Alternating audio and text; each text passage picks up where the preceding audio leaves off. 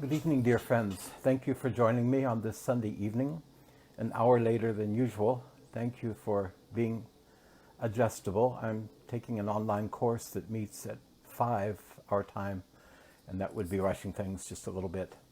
So, very fine. Here we are. The Seventh Seal. Those of you who love movies, films, will immediately think of Ingmar Bergman's movie, The Seventh Seal, which I watched for the first time last Sunday evening. I'd never seen it before. It's sort of legendary in the film world, as far as I can tell.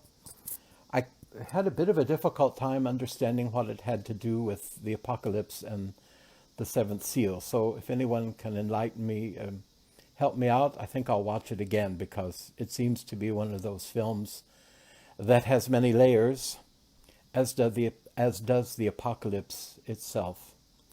Second technical question, I've had a few comments about the volume on these talks. I'm not always sure I have the volume on my phone turned up as high as possible, so it is now. And I'm going to use the earplugs and the little microphone and see if that helps make it easier to understand. With the Seventh Seal, we come to the end of a cycle, and at the same time, the end of the cycle is the beginning of the next cycle. Or so to speak, it carries the ripe fruit of this second cycle of the seven seals. The ripe fruit carries the seed for the next round. Just as you look at the fruit trees now with the ripe peaches, pears, whatever they might be, apples. And I learned from my grandmother and my Aunt Emma, when you pick fruit, you should touch it from the bottom, and when it comes off in your hand easily, it's ready to go. If you have to jerk around on it and pull on it, maybe it's not quite finished ripening. And so the apocalyptist John writes or composes, gets revealed to him this story in such a way that it's not just a bunch of pictures next to each other or with some sort of man-made logical progression, but it's really an organic process. Out of the letters grew the necessity for John to orient himself to the heavenly world. And then the book with seven seals appeared after a long kind of shocked silence, where all of those dwellers in heaven became uncertain who is going to open this book, until the sacrificial lamb appeared, the one who through its own sacrifice has proven itself worthy to open the seals. And now we've heard what transpires when the first six seals open. And I'd just like to say a little bit about the 4 and the 5. I think some of my old classmates from way back when watched these presentations. I don't know if you remember, but back then I was terrible at math. Anything that had to do with numbers, my ears shut down, my eyes went glassy, and I managed to get through with a deep minus. But when you work with the apocalypse, you can't help but pay some attention to the numbers, but also to the qualities of the numbers. Now, perhaps my friend Karen Mortensen is listening. She's quite a geometry buff. I had the question for myself, if the square is not the last geometric form that has true right angles.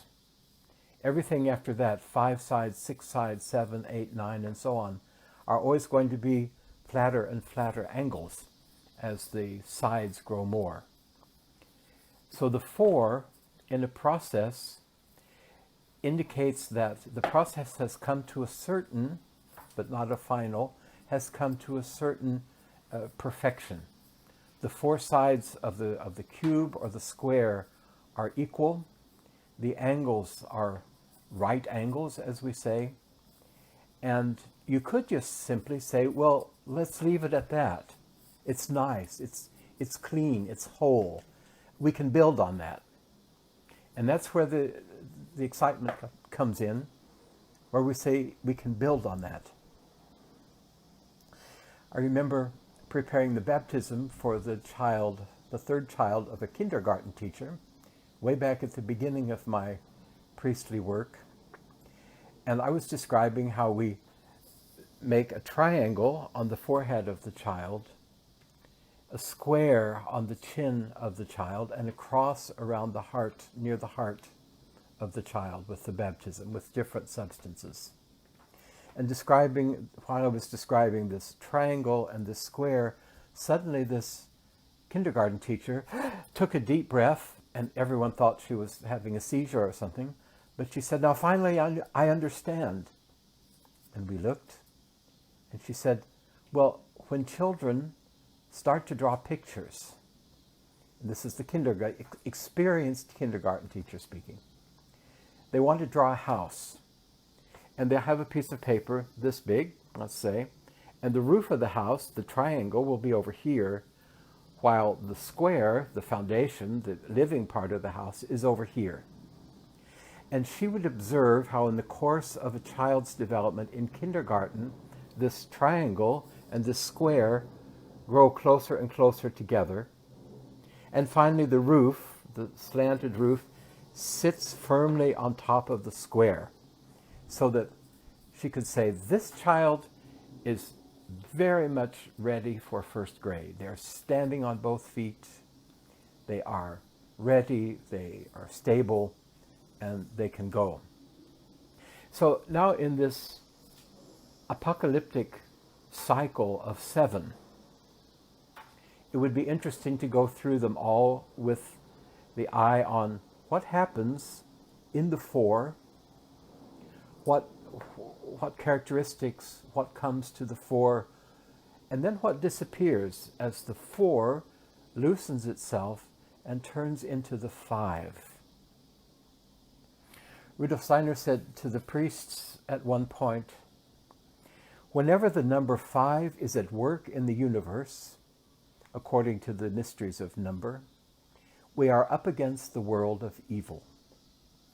The 5 rebels against the 4, which leads to great decisions having to be made, the aim of which is, either for good or evil, to lead to the 6. I found that a fascinating image. The 5 rebels against the 4. The last right angles give way to, you could say, to the pentagon, to the movement that breaks up this regular progression. Think of the white horse, red horse, black horse, pale green horse. And with the 5th seal, suddenly there were souls under an altar, souls dressed in white robes, sacrificed, those who had died for their convictions. A completely new picture takes place. The 5 rebels against the 4, and this leads to great decisions having to be made.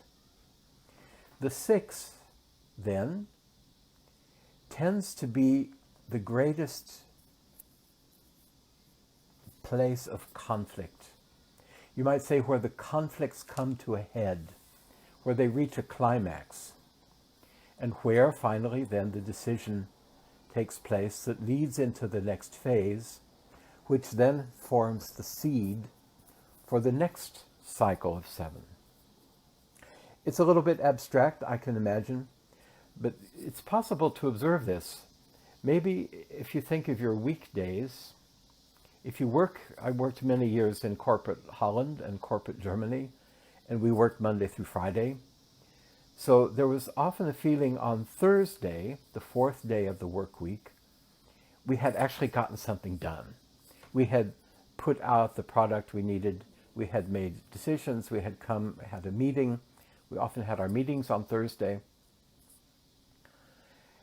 And Friday, we said, now we have to let go. We have to see what happens because we're going into the weekend. In those days, no one worked on the weekend. No one had email. You couldn't be pursued everywhere you went. We had to let it go. And perhaps over the weekend, someone did think about their work, and we came back on Monday for a fresh cycle of the work week. And something had often shifted over the weekend where someone said, you know what, we should try, when we were making books, we should maybe try this color or this font or this number of pages, and so on. It's ways of looking at these cycles of 7. The 7th seal. When the Lamb opened the 7th seal, there was a silence in heaven for about half an hour. This itself is a weighty sentence. Imagine all of this has been going on. The heavenly world has been observing what happens when the first 6 seals were opened. And now this seal opens, and for half an hour, which I can imagine in the heavenly world is longer than our earthly 30 minutes, silence. And again, throughout the Apocalypse, throughout the Bible, also when you read poetry, novels, when a particular word shows up, in the first place it can have its dictionary meaning, silence, absence of sound. But one can also ask oneself, silence in the heavenly worlds, where there's constant activity, motion, metamorphosis, where all of the beings intertwine, intersperse with each other. And now, this monumental 7th seal is opened by the Lamb, and silence.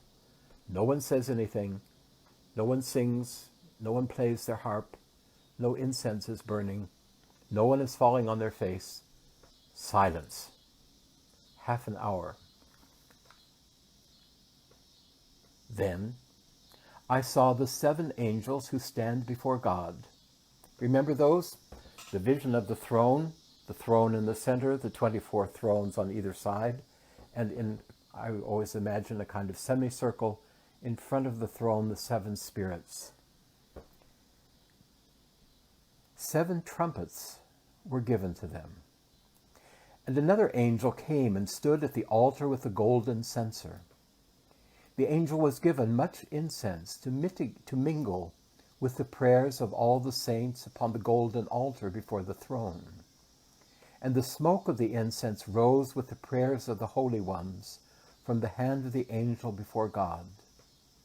Then the angel took the censer and filled it with fire from the altar and threw it on the earth. And there were peals of thunder, loud noise, flashes of lightning, and an earthquake. Now the 7 angels who had the 7 trumpets made ready to blow them. We're just in the overture. This is the foyer of this new cycle of 7. And it's tempting to go into lots of detail here. Trumpets, and I see my friend David Beasley is watching, who played trumpet. We played trumpet together in band and orchestra back in the day. The trumpet in the Bible is something much simpler than the modern trumpet. If you ever get to watch or see a concert with Baroque instruments, you'll see a simpler trumpet, a simpler trombone. And I can imagine this is the picture that a person in biblical times would have.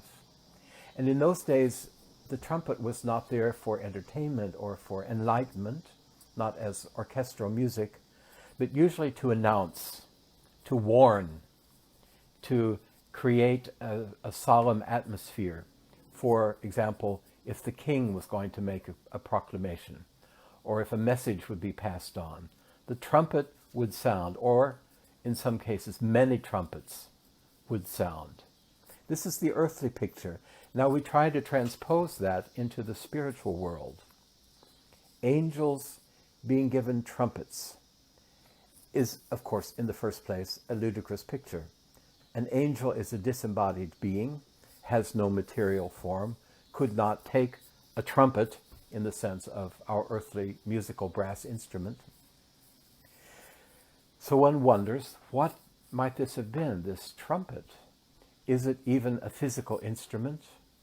Or is it more this quality of announcing, of proclaiming, of awakening human beings, spirit beings, godly beings, awakening all these beings for what is to come.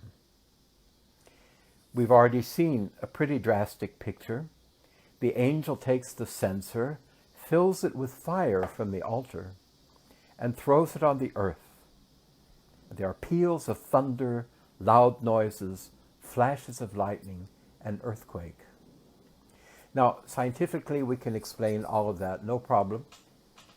Spiritually, we have to say that hierarchical beings from the spiritual world are involved in all of these processes: thunder, lightning, earthquakes.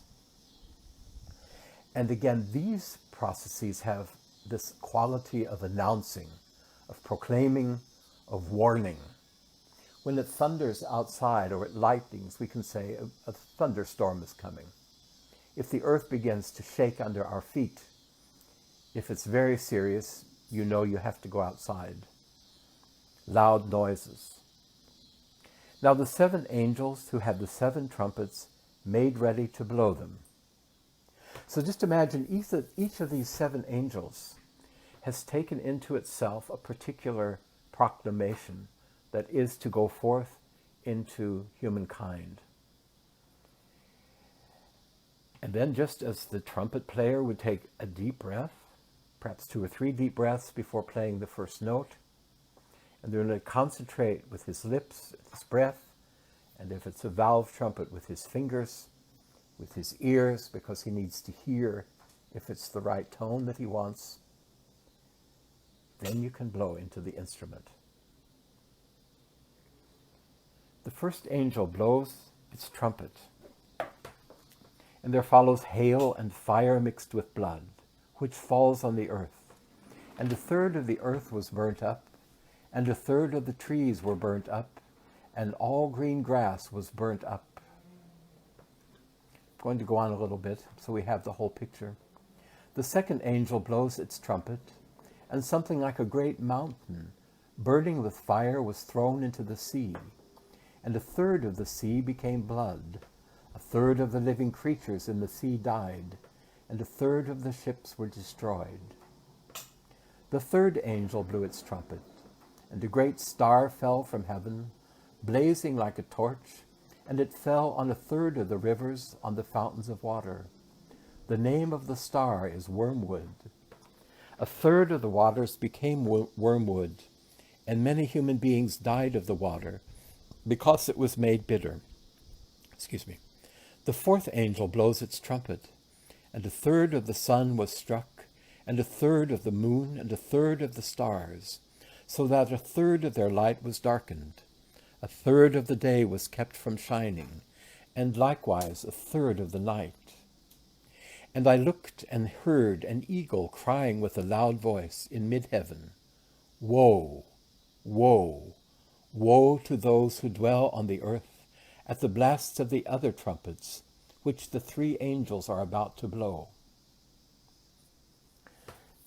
Just for the structure, notice we've heard 4 trumpets, which call forth all kinds of amazing, horrifying, frightening pictures. And then I look, and I hear an eagle crying in mid-heaven, "Woe to those who dwell on the earth." 3 times woe. They're going to hear 3 more trumpets, and woe at the blast of these trumpets.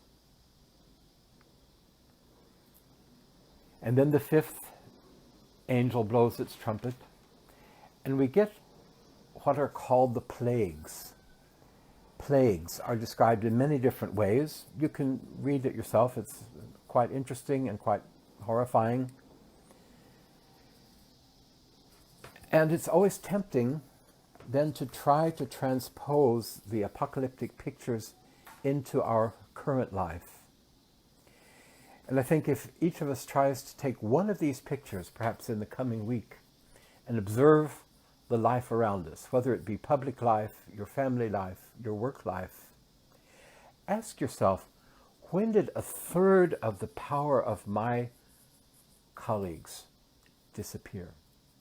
When did I notice myself, a whole lot of my energy is gone, or a third of my inspiration is missing, or a third of my house seems grungy and needs attention. And we could look again for this third part of our life. It's a fairly large amount, proportionally, of your life, 1/3 of anything. Imagine 1/3 of the stars disappearing from the sky, or a third of the people you know disappearing out of your life all at once. So it's quite a question. What does it mean when this amount, this many, this greater part of the sea becomes blood? 1/3 of the creatures in the sea died. 1/3 of the ships are destroyed. And again, one could go into great detail and examine each picture. That's not my intention. My intention is really to point to this phenomenon of the third, of the loss of the third. And when the 5th angel has sounded its trumpet, we hear the first woe has passed. Behold, 2 woes are to come. This is this little word W-O-E. Now we have another cycle superimposed on this cycle of the 7 trumpets, and that's the cycle of the 3 woes. So the first of the 3 woes has passed. You might say Earth and humanity has withstood an amazing onslaught. But from where? Where does this come from, the onslaught? I would say, if you've been paying attention for the last 50 years to what's been developing in the realm of the environment, of care for our Earth, as they say, there is no planet B. This is the only one we've got. And if you think of pollution of water, air, of the carelessness with which we deal with packaging, with cars, how often do we drive when we don't need to? I could go on and on, I won't. But think of this destruction in terms of something that we as collective humanity have brought upon ourselves. It's not a punishment from God. It's a consequence of our own actions. And if we can turn our viewpoint in works like the Apocalypse to say, I did that. I am responsible for that 1/3 of the sea turns to blood, or that a grasshopper plague takes. And this is not to berate you or me or any of us, or to weigh us down or to make us suffer, but to say, if anything is going to change, I have to change. I have to do something. I can't wait for everyone else. I can follow the great environmentalists, Greta Thunberg, to say something very important, I think, right now, that we are responsible for the future of our Earth. And you might say, in not so subtle ways, the Apocalypse of John is revealing to us what could happen, what is already happening to some extent, if we don't get our act together. So I'll stop preaching at you now. These were the first 5 trumpets of the Apocalypse. Next week I'd like to go on, and I'd like to spend particular attention on chapter 10. This is a very hopeful picture in the midst of this death and destruction. And I'll look briefly at chapter 11, which is also quite impressive, also very a lot of things that take place on the earth. It's not such an enormous cosmic picture. So if you want to read or prepare or review, you might take a look at chapter 10. That would be my topic next week. I will be traveling, but as far as I plan right now, I hope to join you at the same time as today. So whatever time it is in your time zone, it's 7 p.m. in Central Time, Next week I'll be on the West Coast, so we will see each other again, I hope. Thank you for listening. I've enjoyed presenting this, and I look forward to continuing. Thank you very much.